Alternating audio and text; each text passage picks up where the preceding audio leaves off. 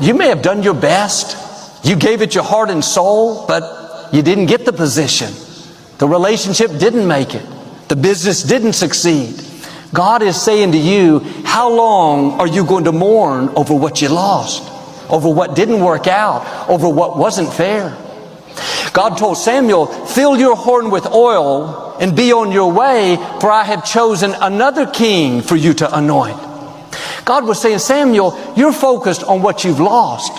Yes, it wasn't fair. It wasn't your fault. But your destiny is not in what you lost. It's in what you have left. It's significant that after King Saul was rejected, after Samuel's first choice didn't work out, his next choice would be David, the greatest king that ever lived. If you'll stop mourning over what you've lost, then like Samuel, you'll come into something greater, something better, something more fulfilling than you've ever imagined. Expand yourself. Take yourself out your comfort zone. If you stay in your comfort zone, that's where you will fail. Success is not a comfortable procedure. So you got to get comfortable being uncomfortable if you ever want to be successful. Now, like I was telling you before, if you want to be ordinary, you ain't even got to listen to me. Just go on about your business. But if you are sitting in this room and you have extraordinary aspirations, then you're going to have to do extra. It's no other way. I'm sorry. You have to decide if you are willing to do the things to put you in that category. Rich people don't sleep 8 hours a day. The Bible says, he who loves to sleep and the folding of hands, poverty will set upon you like a thief in the night. I'm going to ask you one question, I'm going to go. How many of you in here know somebody who loves to sleep? Let me ask you something. Ain't they poor? I want you to max out your life. I want you to max out your business. You got to get a little bit more intense. You got to stop being so dadgum casual. If you're going to play the game, let's play to win it. Every single day has to be a pursuit to get better, because you are ultimately chasing the destiny version of you. Do you hear me on that? Say yes. You're obsessed with what other people think about you. The thing that's going to kill your dream is your addiction to other people's approval. Do you have the courage to act outwardly on what you see inwardly? Do you have the courage? It takes courage to be successful. It is far easier not to be successful. It takes courage to be exceptional. It takes courage to be rich. It takes courage to be knowledgeable. And I'm just wondering, in this reality TV world we live in today, I'm wondering if there's anybody left that's got the courage to say, after all I've been through, I didn't come through all of that just to fit in with normalcy. It takes courage to be different. It takes courage to get you outside of the box. It takes courage to win. Do you have the courage to stand there though the storms keep raging? Do you have the courage? It takes courage to act. It takes courage to start over again. Somebody said that courage is going from failure to failure without losing enthusiasm. When you have something you want to do, if you don't develop the courage, life will move on you. Courage. Ambition requires courage. Ambition requires that you fight off fear. Fear is one of those things, one of those emotions that can stop people dead in their tracks, foregoing success and achievement. Fear can rear its ugly head in many ways. Remember the old saying? You have nothing to fear but fear itself. You can be afraid of looking ridiculous. You can be afraid of change. You can be afraid of the competition. You can be afraid of loss and destruction. We're not always born with courage. We're not always born with all the fears either. Maybe some of your fears are brought on by your own experiences, by what someone has told you. Now, some fears are valid, like walking alone in a bad part of town at 2 a.m. If there isn't fear, there's probably a bit of ignorance. Once you learn to avoid that situation, you won't need to live in fear of it. Fears, even the most basic ones, can totally destroy our ambitions. Fear is an enemy. And let me tell you about some of the other enemies we face. One of the enemies that you've got to destroy before it destroys you is indifference. Drifting away from your ambitions. You can't drift your way to the top of the mountain. Next one, an enemy inside all of us, indecision. The thief of opportunity. It'll steal your chances for a better future. Take sword to this enemy. Next enemy on the inside is doubt. You can't believe everything, but you can't let doubt take over. Doubt the past and doubt the future and doubt the possibilities and doubt the opportunities. I'm telling you, it'll destroy your life and destroy your chances and empty your bank account and empty your heart.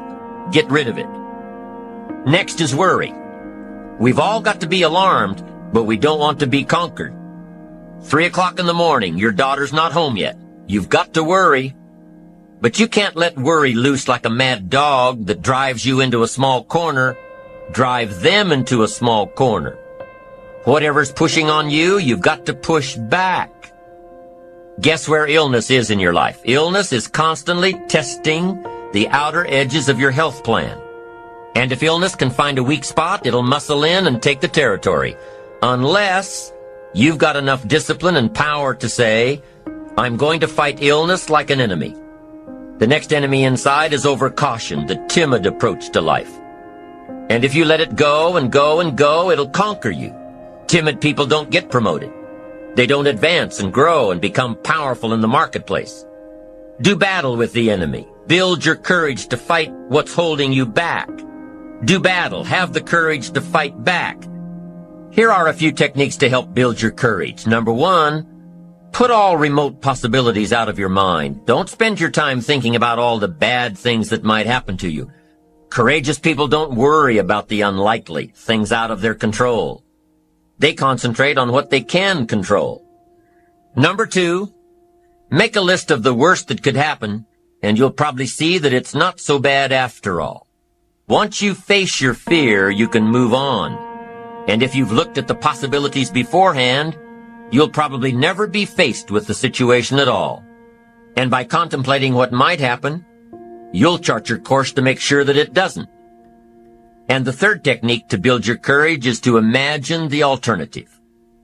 See in your mind the end result of giving into your fear.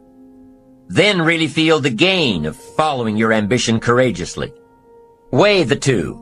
See the difference. Once again, it's your choice. Be fueled by your fears or face your fears. Decide to live your fantasy. The choice is in your hands, satisfaction or despair. Decide not to make your life predictable. You don't get much juice and happiness out of life like that. Want to create a greater sense of fulfillment? Challenge your fears. Don't allow them to rule you.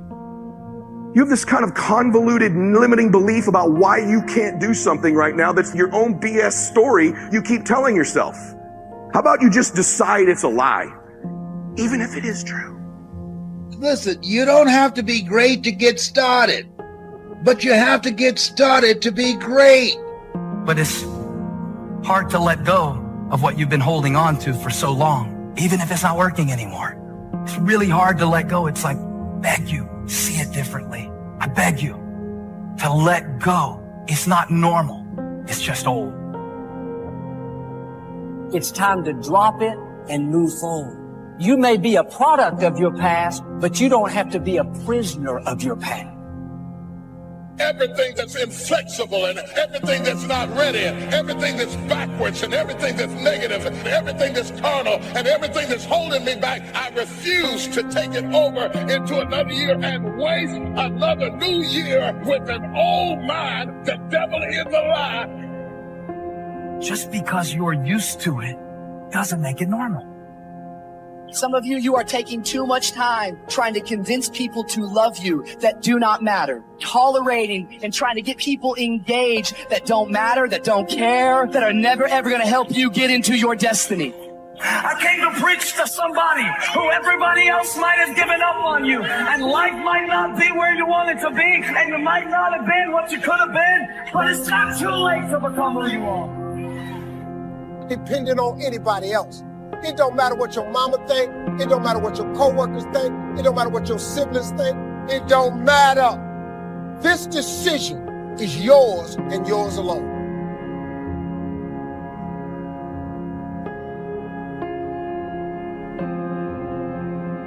People want to know how to stop the laziness. They want to know how to stop the procrastination. They have some idea in their head, some kind of a vision of what they want to do, but they don't know where to start. They don't know where to start it. They don't know where to start. And so they say, hey, where do I start? And when's the best time to start? And I have a very simple answer for that. Here and now.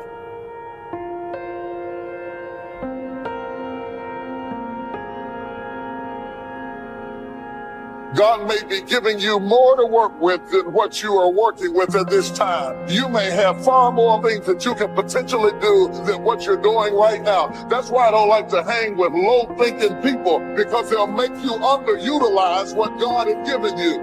You need somebody to challenge you that you could be doing more than what you're doing right now. You could have more than you have right now, and somebody's got to be bold enough to look you in the face and empower you to go into the enemy's camp and take back what he stole from you.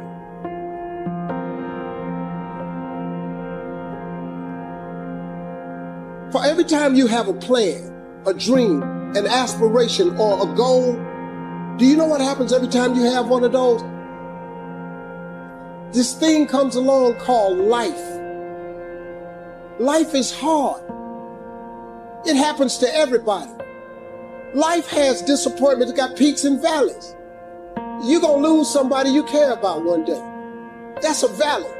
Somebody going to close the plant you thought was going to stay open so you could retire. That's a valley. Somebody going to fire you for an unjust cause. That's a valley. Because it's life. You can stop thinking that life fitting to be easy, because I got news for you, it ain't.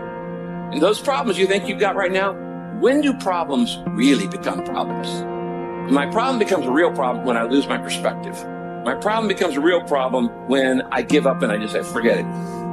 Your problem becomes a real problem when you start feeling sorry for yourself and have a pity party.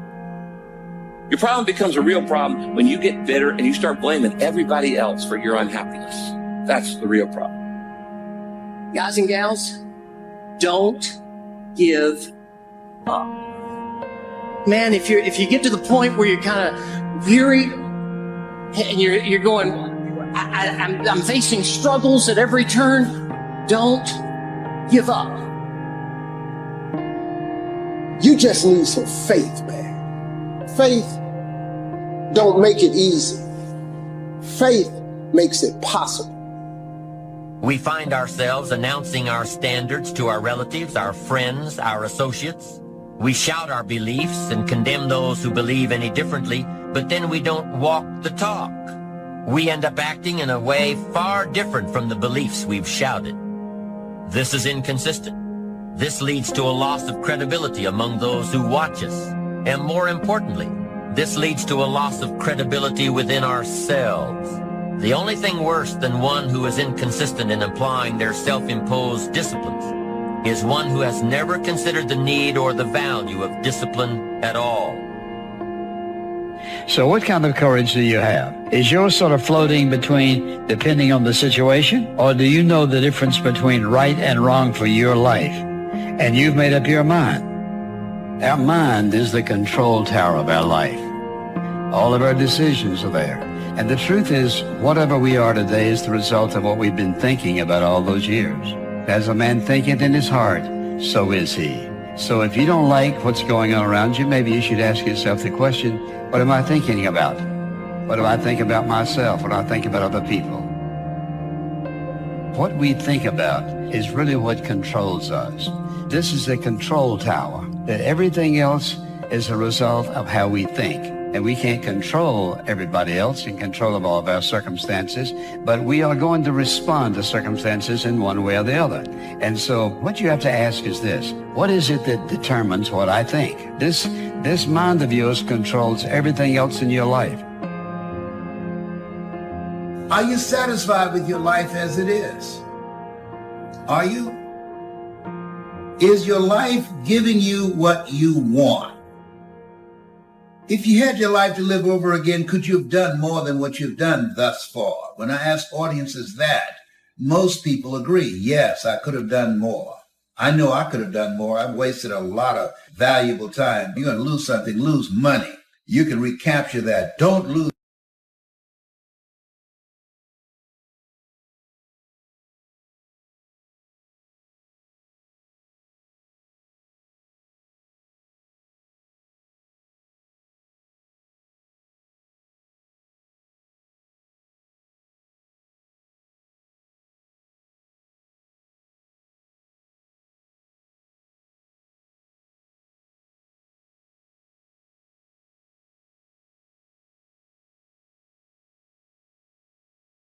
Without regrets. A scroll crazy living room. It's meant like hits 30 seconds. To James in Stones without arm. Coach fleeing through an old photo album. His experience to reflections. It's with nostalgia. Sets to album. Asides and speaks up a pen and a blank sheet of paper from the table. He is starting writing to his normal navigations. The words are he writes to standard and to Gelensier. Journey a series of moments woven together like thread. It's a tapestry. But what if some threads fray and some colors fade? Do we learn it, the imperfections, or do we embrace the beauty in the case? His childhood adventures, triangles, and revelations of love and loss. As I look back on the chapters of life, I realize that regrets are the shadows that darken that part behind us. They whisper of roots and not taken words left unspoken and love left unspected. But they also teach us lessons, carving wisdom from the ruined stones of experience. Holds the letter and placing inside an embodiment. He addressing it to whom it may concern and says to inside, I choose to live without a regret. It feels like lazy. Embark a new adventure. He talks about last look around to run, a small playing on his lips. The sounds Silguys feel a way to leaving behind the past of embracing the promise